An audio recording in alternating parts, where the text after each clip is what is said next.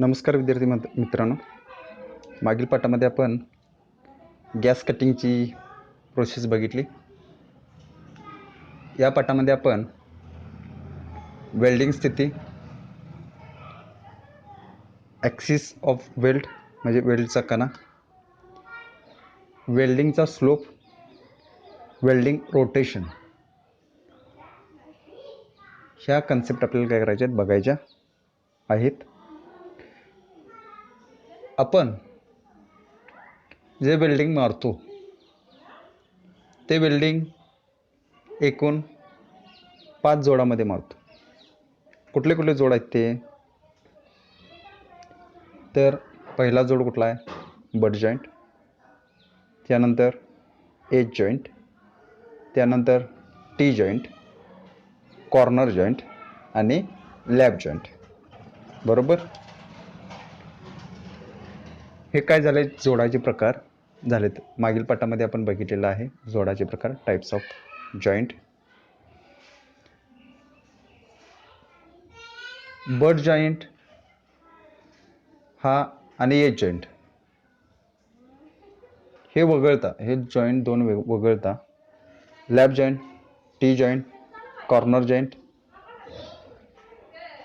Lab joint, T joint, corner joint या जोडांना आपण काय म्हणतोय? फिलेट जॉईंट असं म्हणतो. का? ह्या ज्या प्लेट आहेत त्या काय असतात? एकमेकावर येतात म्हणून ह्याला काय म्हणतो आपण? फिलेट हा शब्द लावला जातो. Fillet lab joint, fillet T joint, fillet corner joint. लक्षात येते? आता हे जॉईंटचे प्रकार 5 आहेत. बरोबर. हे 5 जॉईंटचे प्रकार आपण कुठल्या स्थितीमध्ये मारतोय? तर 4 स्थितीमध्ये वेल्डिंग मारतो. आर्क वेल्डिंग असेल, गॅस वेल्डिंग असेल, CO2 वेल्डिंग असेल, किंवा टिग वेल्डिंग असेल, टंगस्टन इनर्ड गॅस वेल्डिंग, ब्रेझिंग असेल, सोल्डरिंग असेल. हे गॅसचं जे जॉब आहेत हे 4 पोझिशनमध्ये 5 जॉईंटमध्ये आपण वेल्डिंग करतो आणि आपलं वर्षाचं पूर्ण प्रॅक्टिकल पूर्ण करतो. त्याच्यामध्ये गॅस कटिंगचं पण येतात. गॅस कटिंगमध्ये स्ट्रेट कटिंग, पग कटिंग, सर्कल कटिंग, बेव्हेलिंग, चॅम्परिंग हे जॉब येतात. हे असं पूर्ण सिलेबस या 5 जॉईंटवर आणि 4 स्थितीवर अवलंबून आहे प्रॅक्टिकलचा सिलेबस. मग स्थिती तुम्हाला समजली नाही किंवा जोडाचे प्रकार जर माहीत नसेल तर वेल्डिंग शिकून काही उपयोग नाही आहे.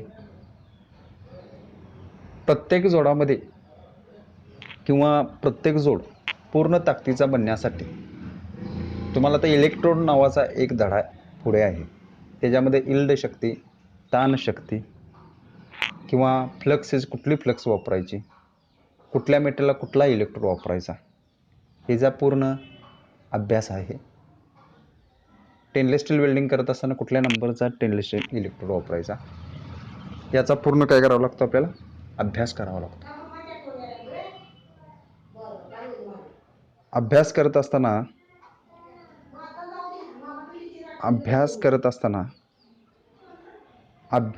असताना वेल्डिंग स्थिती,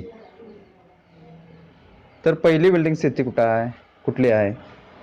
तर सपाट किंवा खालच्या बाजूस सपाट पोझिशनमध्ये आपण 5 प्रकारचे जॉईंट तयार केलेले आहेत. Butt joint, lap joint, T joint, corner joint आणि एज जॉईंट. त्याला आपण काय म्हणतोय?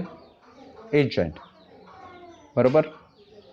आता सपाट स्थिती कशाला म्हणायची? जमिनीची समांतर, आणि डिग्री त्याची किती आहे? 180 अंश आहे. जमिनीची कसा आहे जॉब? समांतर आहे आणि 180 अंश आहे. त्यानंतर आडवी स्थिती, ज्याला आपण काय म्हणते? हॉरिझॉन्टल स्थिती. जमिनीची कशी आहे? तो जॉब आडवा आहे. जमिनीची कसं आहे? आडवा आहे. आणि वेल्डिंग तुमचं कसं होतं? आडवं होतं. जमिनीची जॉब कसा आहे? आडवा आहे. परंतु किती डिग्रीत आहे तो? 90 डिग्रीत आहे. त्याला काय म्हणतो आपण? हॉरिझॉन्टल पोझिशन असं म्हणतोय. त्यानंतर व्हर्टिकल स्थिती, जॉब तुमचा कसा असतो? व्हर्टिकल स्थितीमध्ये असतो. आणि जॉब कसा आहे? व्हर्टिकल स्थितीमध्ये आहे आणि तो किती डिग्रीत असतो? 90 डिग्री असतो. आणि वेल्डिंग उभ्या किंवा वरून खाली स्थितीमध्ये होत असतं, त्याला व्हर्टिकल पोझिशन असं म्हणतो. डोक्यावरील स्थिती, तुमचा जो जॉब आहे तो कसा आहे, डोक्याच्या वर असतो 180 अंशामध्ये, आणि वेल्डिंग कसं होतं, विरुद्ध दिशेला होतं, आणि तुमचं स्पॅटर म्हणजे ठिणगे असतात ते खाली जमिनीच्या दिशेने पडत असतात. हे आपण काय बघितलं, जॉईंटचा प्रकार. त्यानंतर वेल्डिंग स्थिती. त्यानंतर आपल्याला काय बघायचं आहे, वेल्डिंगचा उतार म्हणजे स्लोप, वेल्डिंगची चक्रगती रोटेशन. आता वेल्डिंगचा उतार फ्लॅट पोझिशनला किती असतो, आडव्या स्थितीला कसा असतो म्हणजे हॉरिझॉन्टल, व्हर्टिकल आणि ओव्हरहेड, ह्या 4 पोझिशनला स्लोप आणि रोटेशन किती असतं हे पण डिपेंड आहे. रोटेशन आपण किती ठेवतो किंवा स्लोप किती ठेवतो त्यावरून त्या ही जी स्थितीची कन्सेप्ट म्हणजे संज्ञा काय होते, स्पष्ट होते. ते आपल्याला बघायचं आता. त्यानंतर axis of weld. Axis of weld म्हणजे काय, तुमचा जो वेल्डिंग रन मारला जातो, काय केला जातो, वेल्डिंग रन मारला जातो, त्या वेल्डिंग रनमधून जाणारी काल्पनिक रेषा, त्या वेल्डिंग रनमधून जाणारी काल्पनिक रेषा, ही जी काल्पनिक रेषा दाखवली आहे ॲक्सिस ऑफ वेल्ड म्हणायचा, वेल्डचा कणा. त्यानंतर वेल्डिंग स्लोप. वेल्डिंग स्लोप म्हणजे काय, स्थितीज समांतर रेषा. क्षितिज समांतर रेषा म्हणजे जमिनीशी समांतर रेषा. क्षितिज म्हणजे काय, तुमचं पर्वत किंवा एखाद्या पर्वताचा डोंगर, त्याला कशी आहे, आडवी समांतर रेषा. आणि तुमच्या वेल्डिंग रूट लाईनपासून जाणारी रेषा, वेल्डिंग रूट लाईनपासून जाणारी एक काल्पनिक रेषा, ही रेषा ही खालची, ह्या रेषेमध्ये होणारा हा कोन, याला काय म्हणतो आपण, वेल्डिंग स्लोप असं म्हणतो. लक्षात येते का बघा. ॲक्सिस ऑफ वेल्ड म्हणजे वेल्डचा कणा. वेल्डचा कणा म्हणजे काय की तुमचा जी वेल्डिंग रन मारला आहे त्या वेल्डिंग रूट लाईनमधून जाणारी काय, काल्पनिक रेषा, त्याला काय म्हणतो आपण, axis of weld. Welding slope, क्षितिज समांतर आडवी संदर्भ रेषा, क्षितिज समांतर आडवी संदर्भ रेषा ही त्यांनी काढलेली आहे, ही सरळ 180 डिग्रीत. त्यानंतर क्षितिज समांतर संदर्भ रेषा आडवी. त्यानंतर तुमचा जी रूट लाईन आहे किंवा वेल्डिंग रन आहे त्याच्यामधून जाणारी एक काल्पनिक रेषा, ही जी आपण बघितली, ही ह्या दोन्हीमध्ये होणारा कोन त्याला काय म्हणतो आपण, वेल्डिंग स्लोप असं म्हणतो. त्यानंतर वेल्डिंग रोटेशन किंवा चक्रगती, हे तुम्हाला एक्झामला किमान 9 मार्काला विचारलं जातं. वेल्डिंग स्लोप किती आहे, वेल्डिंग रोटेशन किती आहे, तुम्हाला ते जमलं पाहिजे. वेल्डिंग रूटमधून जाणारी उभी संदर्भ रेषा, वेल्डिंग रूटमधून जाणारी उभी संदर्भ रेषा. आता जॉब समजा हा तुमचा असा आहे, बरोबर आहे, आणि तुम्ही इथं वेल्डिंग मारला आहे, काय केलं आहे, वेल्डिंग मारला. मी तिने काय सांगितले बघा, वेल्डिंग रूट लाईनपासून जाणारी उभी संदर्भ रेषा, उभी संदर्भ रेषा म्हणजे ही उभी संदर्भ रेषा आहे, वेल्डिंग रूटमधून जाणारी उभी संदर्भ रेषा आणि काटछदाचे विभाजन करणारी रेषा. मग आता ह्या काटछदाचं विभाजन करते, काटछदाचं म्हणजे काय, या दोन्ही हेच विभाजन करणारी संदर्भ रेषा. मग ह्याच्यामध्ये कसं आहे, रोटेशन तुमचं किती येणार आहे, 0 येणार आहे, रोटेशन किती येणार आहे, 0 येणार आहे. आणि वेल्डिंग स्लोप किती येणार आहे, 10 अंश. वेल्डिंग कसं येणार आहे, हे स्लोप 10 अंश येणार आहे. म्हणजे तुमची प्लेट 10 अंशात इकडे तिकडे कळली तरी तुम्ही त्या जॉईंटमध्ये काय करू शकता, व्हर्टिकल असेल किंवा हॉरिझॉन्टल असेल तुम्ही वेल्डिंग करू शकता. प्रत्यक्षात आपण ते ड्रॉइंग बघूया. आता प्रत्यक्षात आपण काय करूया, वेल्डिंग स्लोप आणि वेल्डिंग रोटेशन बघूया. फ्लॅट पोझिशनमध्ये हा जॉब आहे, बरोबर आहे. ह्याच्यामध्ये रोटेशन ऑफ वेल्ड, रोटेशन किती आहे, 0 आहे, बरोबर आहे. रूट गॅपमधून जाणारी संदर्भ रेषा आणि आडवी रेषा, मध्ये रूट गॅपमधून जाणारी ही पण आहे आणि ह्याच्यामध्ये जाणारी दुसरी रेषा, म्हणजे ह्याच्यामध्ये काही प्रकारचा कोण होत नाही, म्हणजे किती येते, रोटेशन 0 आहे. ओके. त्यानंतर इथं बघा, रूट लाईनमधून तर काय सांगितलं त्याने, रूट लाईटमधून, रूट लाईन इथं आहे बरोबर, आणि ह्याला 90 डिग्रीत जाणारी रेषा. ह्या आकृतीचं आपण बघूया की ही रूट लाईनपासून म्हणजे वेल्डिंग रड मारला आहे तुमचा असा बरोबर आहे. ही प्लेट अशी आहे, इकडं वाढत गेली आहे ही प्लेट अशी बरोबर आहे. मधनं काय केलं तुम्ही, हे वेल्डिंग रड मारला, ही काय झालं, ही लाईन रेषा आणि तुमची उभी संदर्भ रेषा. उभी संदर्भ रेषा म्हणजे अशी येणार आणि ह्या दोन्हीमधला होणारा कोन किती डिग्रीचा आहे, 150 डिग्रीचा आहे. ह्याला काय म्हणतो आपण, रोटेशन म्हणतो आहे. काय म्हणतो आहे, रोटेशन म्हणतो. आता इथं रोटेशन बघा त्यांची, तुमची संदर्भ रेषा ही पूर्ण एकत्रच गेलेली आहे आणि कोण किती झाला आहे, 180 अंशाचा झालेला आहे. रोटेशन ऑफ वेल्ड 45 डिग्री, उभी संदर्भ रेषा आणि रूट गॅपमधून जाणार आहे, यांच्यामध्ये किती आहे, 45 डिग्रीचं आहे. आणि रोटेशन ऑफ वेल्ड हे किती टी जॉईंटचं आहे, हे व्हर्टिकलमधला किती येणार आहे, 90 अंशाचा येणार आहे. कितीचा येणार आहे, 90. ही आडवी रेषा आणि ही उभी रेषा यांच्यामध्ये होणारा कोन किती डिग्रीचा असणार आहे, 90 अंशाचा असणार आहे.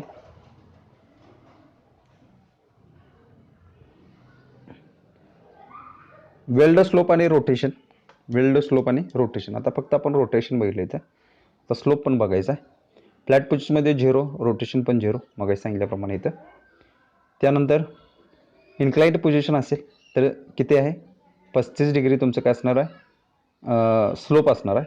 35 डिग्री स्लोप म्हणजे काय, ही जमिनीची समांतर रेषा, ही तुमची जाणारी काल्पनिक रेषा, कशातून, वेल्डिंग रडमधून जाणारी रेषा, यांच्यामध्ये येणारा हा अंश 35 डिग्री अंश सेल्सिअस आहे ते. आणि रोटेशन, रोटेशन कसं आहे तर रोटेशन 90 अंशाचा आहे. तुमचा जॉब कसा आहे इथं दाखवले बघा त्याने, हे कसा जॉब आहे, 90 डिग्रीत आहे असा, आणि ही तुमची जाणारी काल्पनिक रेषा ह्याच्यातून किती आहे, 90 अंशाचा. ही डिग्री किती होते, 90 अंश होते. त्यानंतर इथं हॉरिझॉन्टल आहे, जॉब कसा आहे, हॉरिझॉन्टल आहे. स्लोप किती आहे, 0 आहे. रोटेशन किती आहे, 90. 90 म्हणजे काय, जाणारी काल्पनिक रेषा आणि उभी संदर्भ रेषा, याच्यामध्ये होणारा 90. त्यानंतर इथे 3 दाखवलं आहे.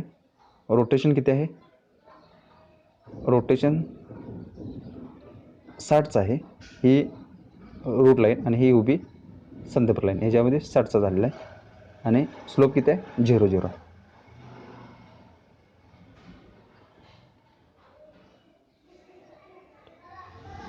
Weld in flat position. आता वेल्डिंग करत असताना फ्लॅट पोझिशनमध्ये स्लोप आणि रोटेशन याची मर्यादा येते. किती मर्यादा आहे किंवा त्याची व्याख्या काय होते हे आपल्याला बघायचं आहे. तर व्याख्या करत असताना काय दिले बघा त्याने, ज्यावेळी वेल्ड स्लोप म्हणजे काय, ही तुमची प्लेट आहे बरोबर, ह्यामध्ये होणारा हा स्लोप, ह्यामध्ये हा होणारा स्लोप 10 अंशपेक्षा जास्त नसतो. आणि रोटेशनसुद्धा किती आहे, 10 अंशपेक्षा जास्त नसतो. त्याला काय म्हणतो आपण, फ्लॅट पोझिशन असं म्हणतो. म्हणजे स्थितिक समांतर रेषा आणि तुमचा जॉब यामध्ये जर 10 अंशापेक्षा कमी अंतर असेल आणि जाणार रेषा आणि आडवी उभी संदर्भ रेषा यामध्ये जर कोन तुमचा 10 अंशापेक्षा कमी असेल तर काय होणार आहे, फ्लॅट पोझिशन होणार आहे. त्यानंतर weld in horizontal position. Horizontal पोझिशनमधलं आपण काय बघायचं, वेल्डिंग बघायचं आहे किंवा हॉरिझॉन्टल पोझिशन कशाला नेमकी म्हणायचं, त्याच्यामध्ये स्लोप, वेल्डिंग स्लोप आणि रोटेशन किती डिग्रीमध्ये आहे ते आपल्याला बघायचं आहे. आता इथं रोटेशन बघा त्यांनी 0 अंश ते 10 अंश, ही काय तुमची आडवी संदर्भ लाईन आहे, स्थितिक समांतर किंवा जमिनीशी समांतर आहे. यामध्ये 0 अंश ते 10 अंश, 0 अंश ते 10 अंश, आणि किती आहे 0 ते 90, 0 ते 90, हे काय तुमचं रोटेशन आहे. ओके. आता त्याची कशी व्याख्या होते, तुमचा वेल्डिंग स्लोप किती आहे, 10 अंशपेक्षा जास्त नसतो, हे दाखवलं इथं, 10 अंशापेक्षा काय नसतो, जास्त नसतो. तुमचा जॉब कसा आहे, उभा आहे, त्यामध्ये कसा आहे, जॉब हा उभा आहे पण याच्याशी जाणारी ही लाईन बरोबर लक्षात येते का, याला आपण काय म्हणतोय, वेल्डिंग स्लोप म्हणतोय. हे किती आहे, 10 अंशापेक्षा जास्त नसतो. तर रोटेशन 10 अंशापेक्षा जास्त किंवा 90पेक्षा कमी. रोटेशन म्हणजे काय, उभी ही जी लाईन आहे ही उभी, किंवा ही जॉब किती आहे, 90 डिग्रीत आहे, इथं जो कोण तयार होणार आहे जमनीशी हे किती होणार आहे 90 डिग्रीला होणार आहे. मग ह्याच्यात जे होणार आहे ते 10 अंश पेक्षा जास्त आणि 90 अंशपेक्षा कमी. आणि वेल्डिंग कसं होतं उजवीकडून डावीकडे किंवा डावीकडून उजवीकडे. ओके. आणि लेवल कशी असते डोळ्याच्या वेल्डिंग डोळ्याच्या लेवर समोर असते. डिपॉझिट मीटर सार्गिंग सार्गिंग सार्गिंग म्हणजे काय खालच्या दिशेनं ओघळतं. खालच्या दिशेने काय ओघळतं मेटल आपल्याला हॉरिझॉन्टल पोझिशन आणि व्हर्टिकल पोझिशनमध्ये. तर काय होतं गुरुत्वाकर्षण शक्तीमुळे काय होतं मेटल खाली वितळतं. लक्षात आलं. सॉर्गिंग असं त्याला आपण म्हणतो. त्यानंतर weld of vertical position. Vertical पोझिशनमध्ये रोटेशन आणि त्याला आपण काय म्हणतोय रोटेशन याची काय मर्यादा येते किंवा कशी व्याख्या त्याची त्यामध्ये होऊ शकते हे बघायचं आपल्याला. या पोझिशनमध्ये जॉब कसा आहे 45 डिग्री ते 90 डिग्रीत रोटेशन कोणत्याही अंशात केले जाते. 45 डिग्री ते 90 डिग्री. तर समजा टी जॉईंट आहे. काय आहे टी जॉईंट आहे. हा काय आहे टी जॉईंट आहे बरोबर. हा 45 डिग्री म्हणजे काय ह्या डिग्रीमध्ये हा परत रोटेशन होणार म्हणजे हा जॉब काय होणार आहे फिरणार 45 ते 90 डिग्रीमध्ये. आणि इथं तीन दाखवलं आहे बघा ही इमेज. आणि इथं काय असणार 0 ते 180 अंश काय होणार आहे प्लेन ऑफ रोटेशन होणार आहे. वेल्डिंग तुमचं कसं केलं आहे व्हर्टिकल डाऊनवर्ड म्हणजे काय खालच्यापासून सुरुवात होते वेल्डिंगची. वेल्डिंग हे खालच्यापासून सुरुवात करून काय केलं जाते वर पूर्ण केली जाते. आणि अपवर्ड म्हणजे काय वरून सुरुवात होऊन काय केली जाते खाली संपवलं जाते. वेल्डिंग करत असताना व्हर्टिकलमध्ये 2 पोझिशनमध्ये वेल्डिंग करू शकतो आपण. डाऊनवर्ड म्हणजे काय खालून वर वेल्डिंग केलं जातं. आणि व्हर्टिकल अपवर्ड म्हणजे काय वरून खाली. यामध्ये टिकाऊ दर चांगलं मजबूती तर कुठलं वेल्डिंग आहे डाऊनवर्ड. व्हर्टिकल वेल्डिंग जर जॉब खाली पडला किंवा हातोडीने जर बुडवला किंवा त्याच्यामध्ये प्रेशर दिला दाब दिला तर काय होऊ शकतो तुटू शकतो. त्यानंतर ओव्हरहेड पोझिशनला